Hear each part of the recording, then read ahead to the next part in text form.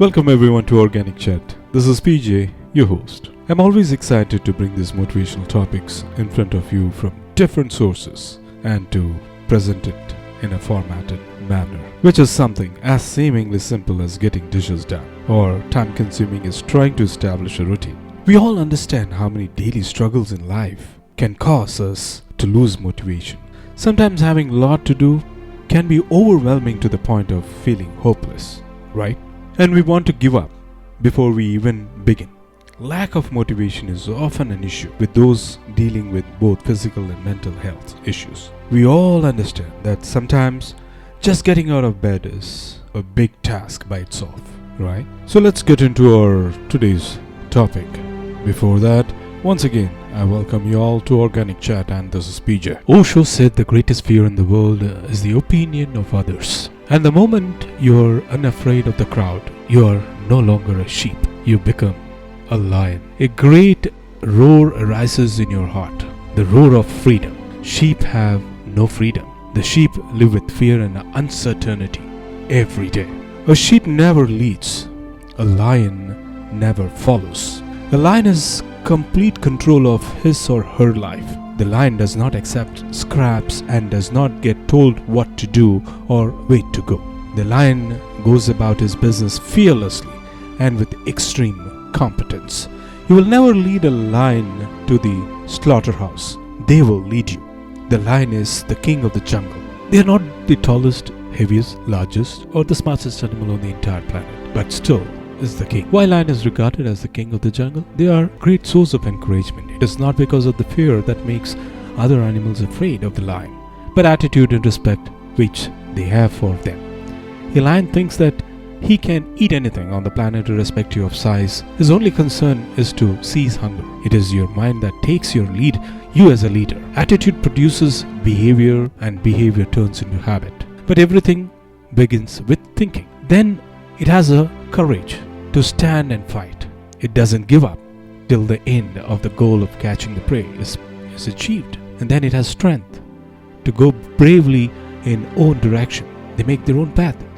Lions never follow the herd.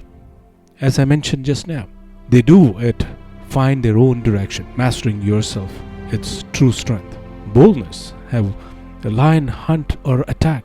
Their rule is to decide, commit and hunt. No standing around wanting for permission. Just focus. They don't go alone. Lions hang out in prides because they know their strength in numbers, and everyone has a valuable part to play in the pride and survival. It is easier to thrive when you have growth and resources of others to support you. They have the focus. Most important attribute of lion is the focus. Lions understand the power of focus during the chase. The lion ignores the other sheep and the flock and continues pursuing the one sheep.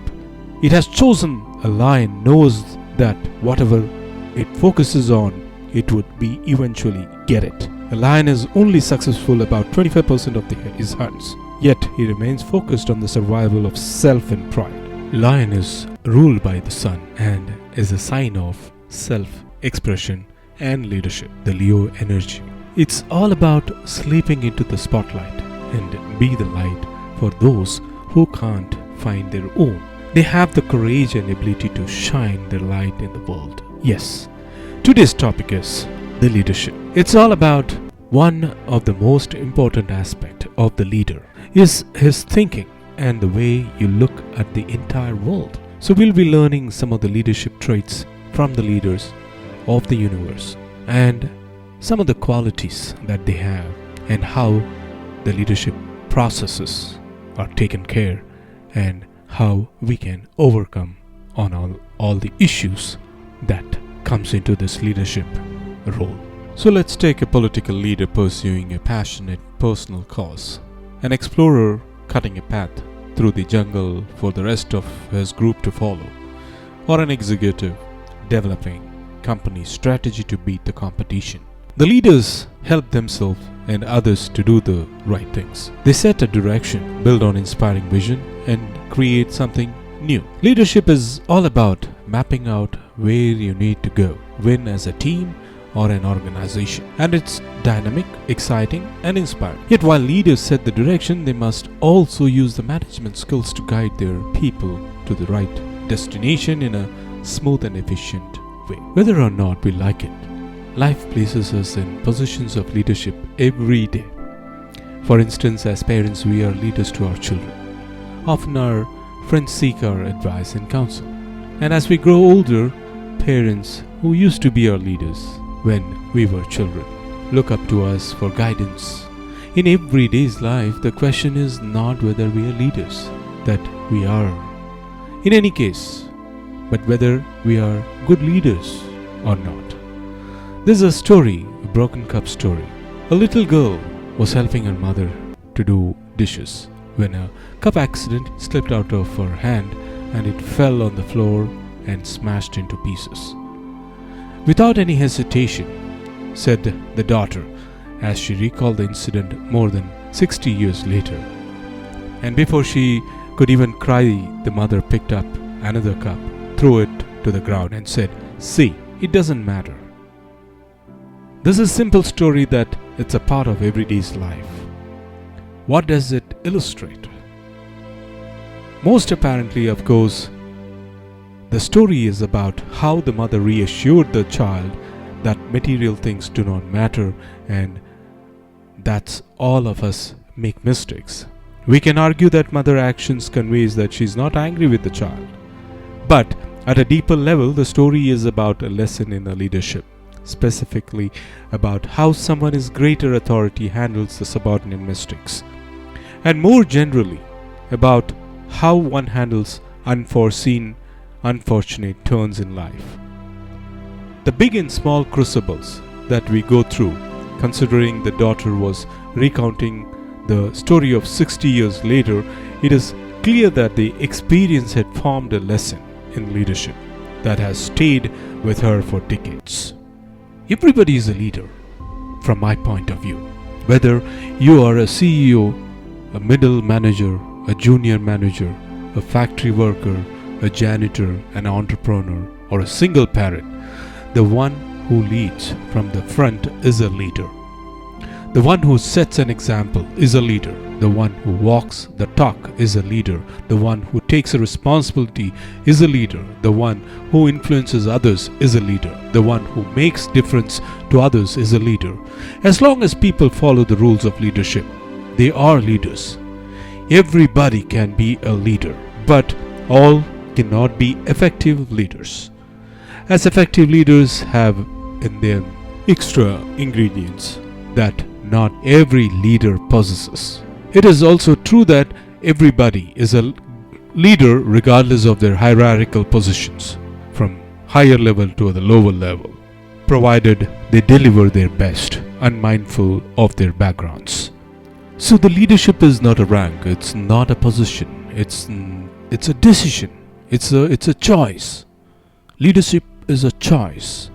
It has nothing to do with our position in the organization. If you decide to look after the person to the left of you and look after the person to the right of you, you have become a leader. Sometimes we become the problem. People who are smarter than rest of us, until it collapsed, they blamed everything else except themselves. And my point is, take accountability for our actions. We can take all the credit in the world for the things that we do right, as long as we also take responsibility for the things we do wrong. It must be a balanced equation. You don't get it one way or the other. You get to take the credit when you also take accountability. You want to be an elite warrior. It is not about how tough you are. It's not about how smart you are. It's not about how fast you are. If you want to be an elite warrior, you better get really, really good at helping the person to the left of you, helping the person right of you. Because that's how people advance in the world. The world is too dangerous and it is very difficult to think that you can do these things alone. If you find your spark, I command you. Now whom you're going to ask for help and how to accept the help they offer you. Learn that skill. Learn by practicing, helping each other. It'll be the single most valuable thing you ever learn in the entire life. To accept help when it is offered and to ask for it when you know that you can do it. The amazing thing that when you learn to ask for help, you will discover that there are people who all around you have always offered to help you. They just did not think you did not need it because you kept everything under control. And the minute you say, I don't know what I'm doing, I'm stuck, I'm scared, and I don't think I can do this, you will find that lots of people who love you will rush in and take care of you. But that only will happen when you learn to take care of them first. You'll be told your whole life that you need to learn to listen. I would say that you need to learn to be the last to speak. I see it in a lot of meetings every day, the week, when even people who consider themselves good leaders, who may actually be decent leaders, who will walk into the room and say, here's the problem, here's what I think, I'm interested in your opinion, let's go around the room. It's too late. The skill to hold your opinion to yourself until everyone has spoken does two things. One is gives everybody else the feeling that they have been heard. Gives everyone else the ability to feel that they have contributed. And the second one is you get the benefit of hearing what everybody else has to think before you render your opinion. The skill is really to keep your opinions to yourself. If you agree with somebody, don't nod yes. If you disagree with somebody, don't nod no. Simply sit there, take it all in, and the only thing you are allowed to do is ask questions so that you can understand what they mean and why they have the opinion that they have. You must understand from where they are speaking, why they have the opinion they have, not just what they are saying. And at the end, you will get your turn. It sounds easy, but it's not. Practice being the last to speak. That's what Nelson Mandela did. Remember this. As you gain a fame, as you gain fortune, as you gain position and seniority, people will treat you better. They will hold doors open for you. They will get a cup of tea and coffee without you even asking you. They will call sir and ma'am, and they will give you stuff. None of that stuff is meant for us. That stuff is meant for the position that we hold. It is meant for the level that we hold or have achieved of leader or success or whatever we call it as. But you will always deserve a styrofoam cup. Remember that, and remember that lesson of humility and gratitude. You can accept all the free stuff. You can accept all the perks. Absolutely, you can enjoy them. But just be grateful for them and know that they are not for you. Leaders have only one thing. They have followers. A follower is somebody who raises their hand and volunteers to go where you're going. They raise their hand and volunteer to go in the direction that you're pointing. And so to lead others means that you have a clear vision of that the world that could exist. And by articulating that cause, that vision, that purpose over and over again, it inspires people who believe who want to see that world, built to join, to go with you and to figure out ways. And so for me in my work, what leadership means is articulating this world in which vast majority of us wake up every single day inspired to go to work and come home every single day fulfilled by the work that we do.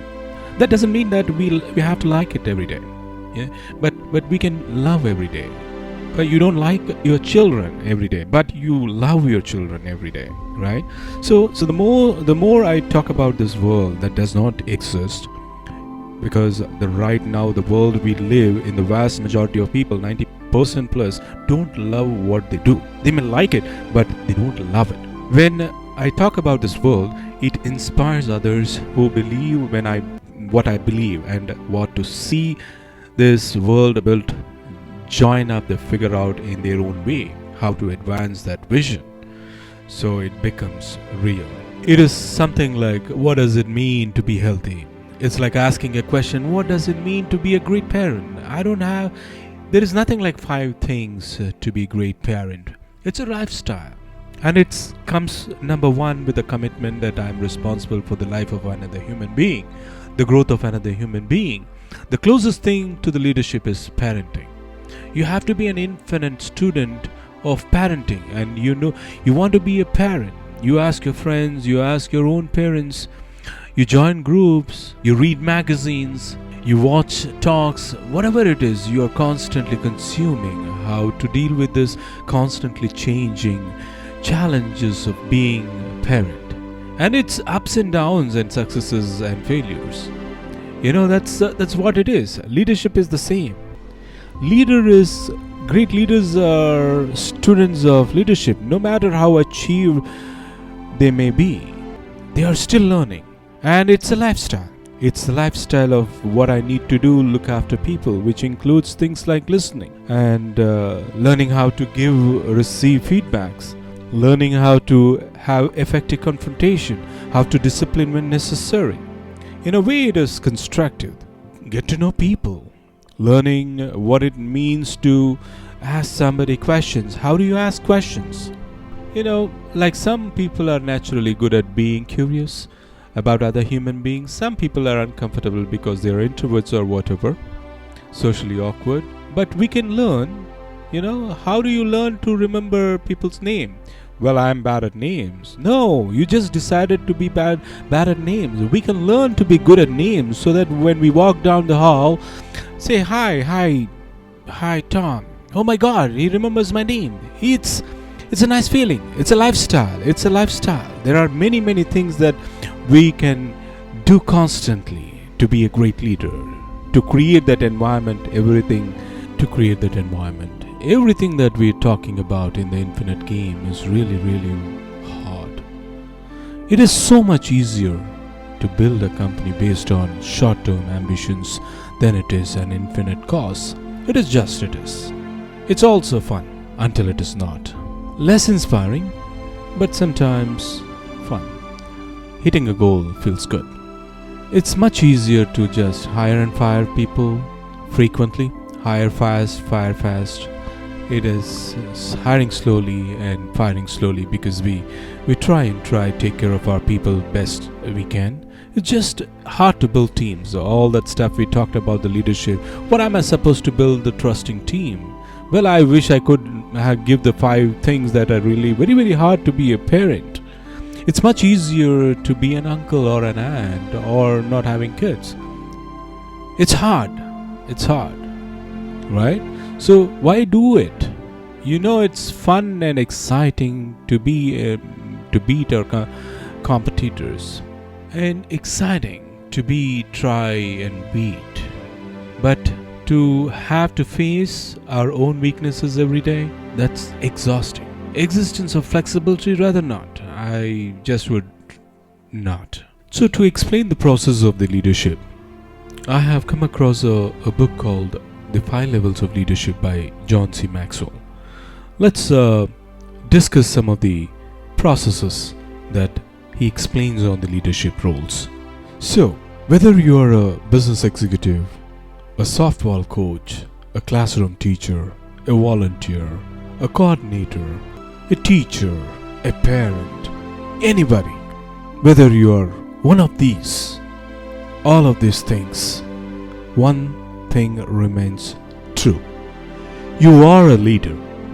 But where are you on your leadership journey? And where do you come from here? Over many years of teaching about leadership, the question exists at the heart of so many leaders. Everyone wants to know where they stand and how to get to the next level. And you're probably no different.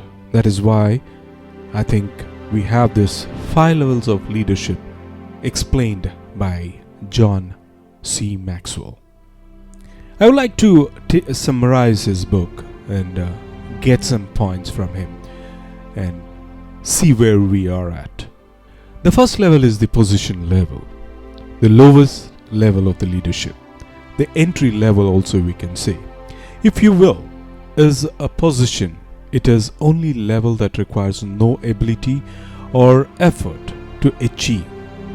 After all, anyone can be appointed to position, while nothing is wrong with having a leadership position there. Everything is wrong with relying only on that position to get people to follow. That is because it only works if you have leverage, such as job security or a paycheck over your followers at level 1. People only follow if they believe that they have to. People who remain on the position level may find it difficult to work with volunteers. Why? Because position does not automatically result in influence, and volunteers are aware that they don't have to follow anyone. They truly only follow if they want to. But the news is not all bad about this level. It is a prime place for you to begin investing in your growth and potential as a leader. Use your time at this level, learning to lead yourself through priorities and self-discipline. You will be ready to move to the next level. So now when you say next level is level 2 permission. Level 2 is based on relationship. At this level, people choose to follow because they want to. In other words, they give the leader permission to lead them. To grow at this level, leaders work on getting to know their people and connecting with them. You can't lead without people, right? Which means you need to learn to like people if you want to lead well. When you like people and treat them as individuals who have values, you begin to develop positive influence with them. Trust grows, which usually leads to respect, and the environment becomes much more positive, whether at home, on the job, at play, or while volunteering. Level 2 is where solid, lasting relationships are built that create the foundation for the next level. So let's go to the level 3, production. So at this production level, the best leaders know how to motivate their people to get things done. And getting things done is what level 3 is all about. All this level, leaders who produce results build their influence and credibility. People still follow because they want to, but they do it because of more than the relationship. People follow level 3 leaders because of their track record. The production level is where the leaders can become change agents. Work gets done, morale improves, profits go up, turnover goes down, and goals are achieved. The more you produce and more you are able to tackle tough problems and face thorny issues, leading and influencing others becomes fun in this place. Because when everyone is moving forward together, the team rises to another level of effectiveness. This is very important to note here that the goal with these 5 levels is not to move away from one level to grow at a new level. Instead, these 5 levels of leadership build upon each other. In other words, level 3 leaders still need to do the things that make level 2 happen. They just add level 3 strategies to mix. And as they become effective at level 3, they are ready to layer on the goals of the next level. The next level is people's development level. Now this level can be summed up in one word: reproduction. Now what does that mean? Your goal at this level is to identify and develop as many leaders as you can by investing in them and helping them grow. The reason is simple. When there are more leaders, more of the organization's mission can be accomplished. The people you choose to develop may show great potential for the leadership, or they may be diamonds in the rough. But the main idea is the same. When you invest in them, you reproduce yourself. The more you raise up new leaders, the more you will change the lives of all members of the team. As a result, people will follow you because of what you have done from them personally. And the added bonus, some of these mentoring relationships are likely to last a lifetime. So to grow at this people's development level, you need to make investing in leaders a priority and take intentional steps every day to help them grow. Do consistently for long enough and you may begin to reap the rewards of the next level. The final level is level 5, which is pinnacle. This is where everybody wants to be. The highest level of the leadership is also most challenging to attain. So it requires long life as well as intentionality. You simply can't reach level 5 unless you are willing to invest your life into the lives of others for the long haul. But if you stick with it, if you continuously focus on the both growing yourself at every level and developing leaders who are willing to and able to develop other leaders, you may find yourself at the pinnacle. The commitment to becoming pinnacle leader is sizable, but so are the payoffs. Level 5 leaders develop level 5 organizations. They create opportunities other leaders don't. They create a legacy in what they do. People follow them because of who they are and what they represent. In other words, their leadership gains a positive reputation. As a result, level 5 leaders often transcend their position, their organization, and sometimes their industry. So there's much more I would love to tell about this book, The 5 Levels of Leadership, but let me leave you until here. Leadership is all about the growth, ourselves, our relationship, our productivity, and our people. To lead well, you must embrace your need and have continued improvements. And the 5 level provides a leadership GPS to help you with your journey. You must know where you are to know where you are going. The saying, give a man a fish and you feed him for a day. Teach a man to fish and you feed him for a lifetime. I truly believe this relates to the leadership. As a leader, do you ever find that an awful lot of your day is answering people's questions and solving people's problems, even though actually you have a suspicion that probably could do that themselves?